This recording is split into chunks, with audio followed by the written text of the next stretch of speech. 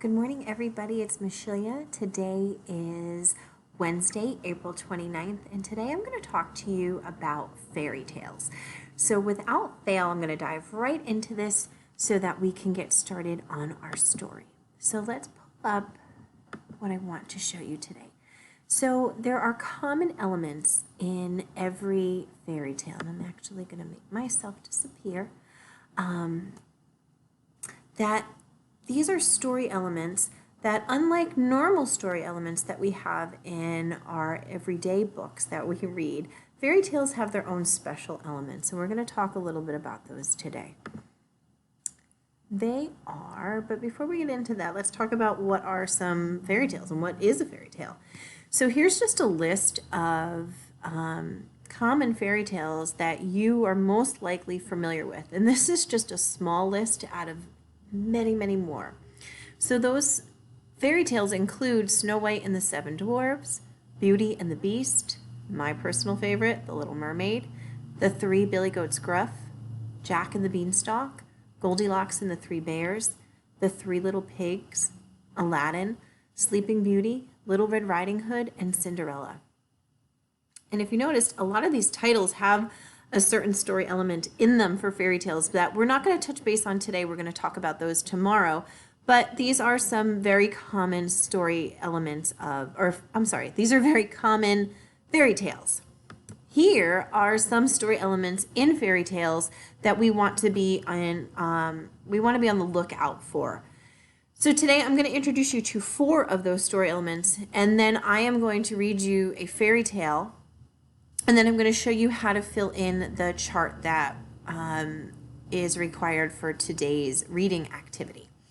So the first thing that is very common in fairy tales is that they always typically have a special beginning and or an ending.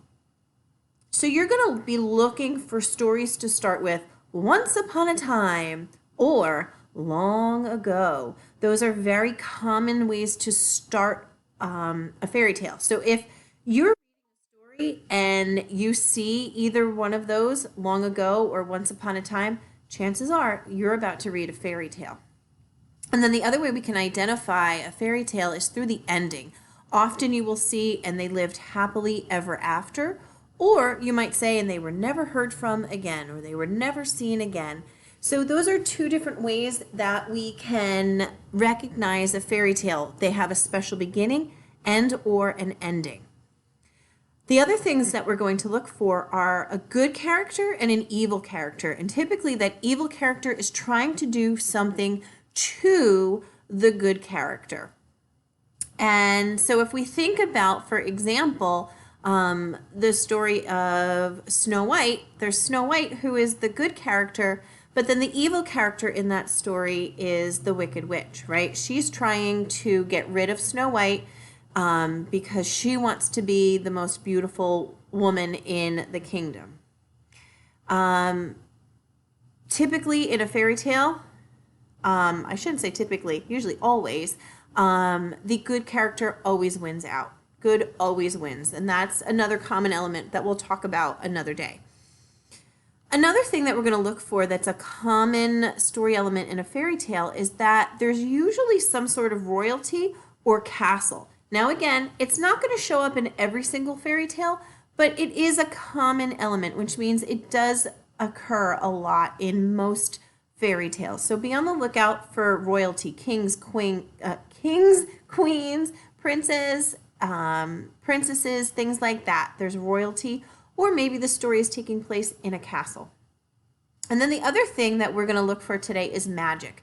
Typically there's some sort of magic that happens in a fairy tale. If you think about Jack and the Beanstalk, he gets magic beans, right? They grow super, super huge, a beanstalk that grows all the way up into the sky. In Snow White, there's like the poison apple, there's the witch, right? The evil queen is a witch. She's able to transform herself. So there's usually some element of magic in a fairy tale. So these are the 4 things that we're going to be on the lookout for today as we're reading a fairy tale. And then after you hear the story, you're going to go in and fill out the chart. So I'm going to click out of this. There's our chart. You're going to write the book name. Let me move this over a little bit. You're going to write the book name. Then you're going to say, did the story start with once upon a time or long ago? Write down how the story started. Who's the good character? Who's the evil character? Is there royalty or is there a castle in this story? Write which one is which, or if there's both, write both. If there's magic, you're going to write down what the magic was.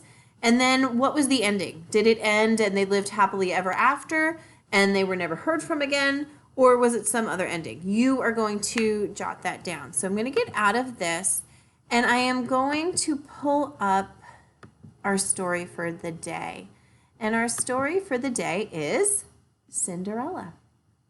And I'm going to get started right away. This one is written by Kaylee M. Lee. Now, something about fairy tales is that they all were passed down year after year after year from a very, very long time ago. So before stories were even written down, we had storytellers. And this is where fairy tales came out of. We had storytellers that would create these stories and they would tell them. And then people would then pass them on to their kids and other people.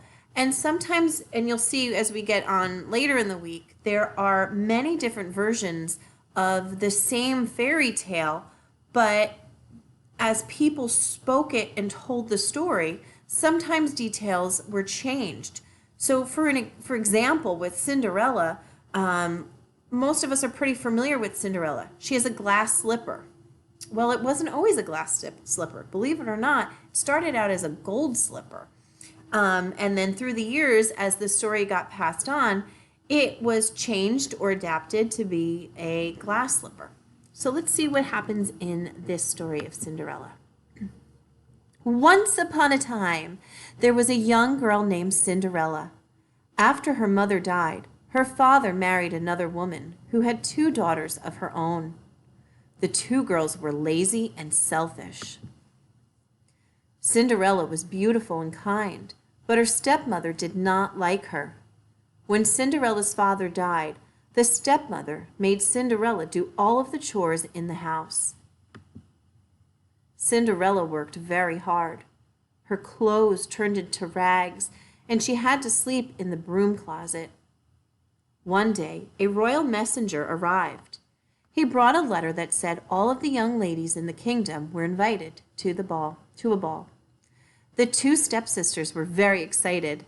They were going to meet the prince. Already, there's so many elements that are coming alive in this book. Cinderella's stepmother and stepsisters went to the ball, but she could not go. She had no clothes to wear. Cinderella was so sad, but then her fairy godmother appeared. There's some more magic. The fairy turned Cinderella's rags into a beautiful dress with glass slippers. She turned a pumpkin into a fancy coach with footmen. Cinderella could go to the ball. Her fairy godmother gave her one warning. When the clock struck midnight, the spell would be broken and all of her nice things would disappear. Cinderella went to the ball, and everyone thought she was very beautiful. Her stepmother and stepsisters did not recognize her because of the change in her clothing. The prince danced with Cinderella all night long. She had such a lovely time, she didn't notice it was getting late. Very late. The clock began to strike 12, and Cinderella raced from the palace. She was in such a hurry, she never told the prince her name. While she was rushing down the castle steps, Cinderella lost one of her glass slippers. The prince wanted to find Cinderella, but she had disappeared. All he could find was one glass slipper. That night, Cinderella's stepsisters told her all about the ball. They didn't realize she was the mysterious stranger who had danced with the prince. Cinderella kept her visit to the palace a secret. The prince made a promise.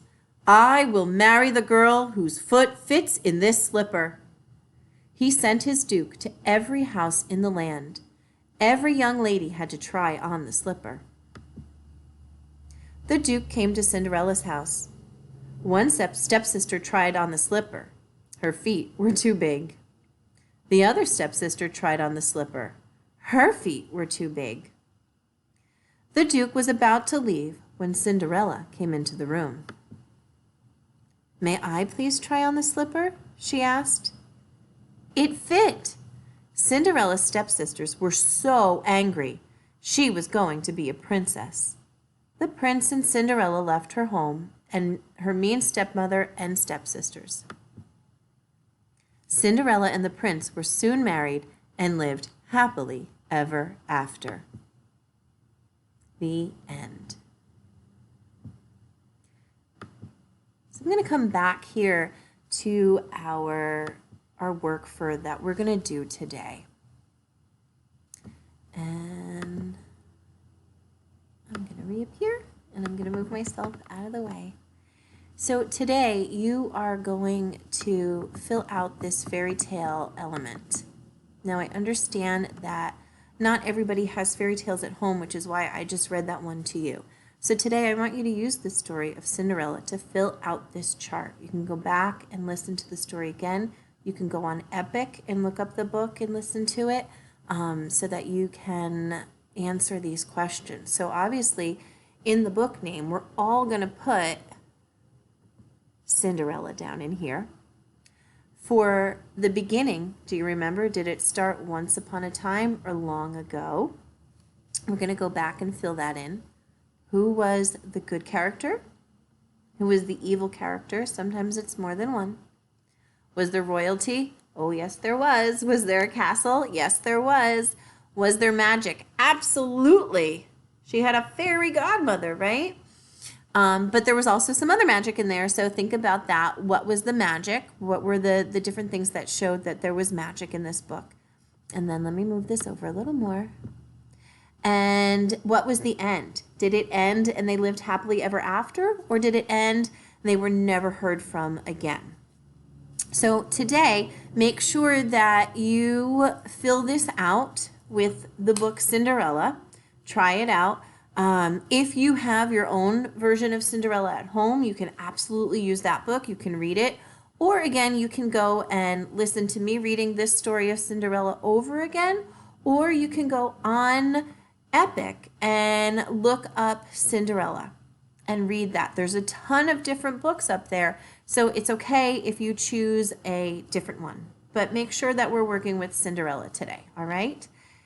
I hope you all have a fantastic day. I am so excited that we've moved into fairy tales because they are some of my absolute favorite stories, and I am so excited to be sharing more and more of them with you throughout this week and next week.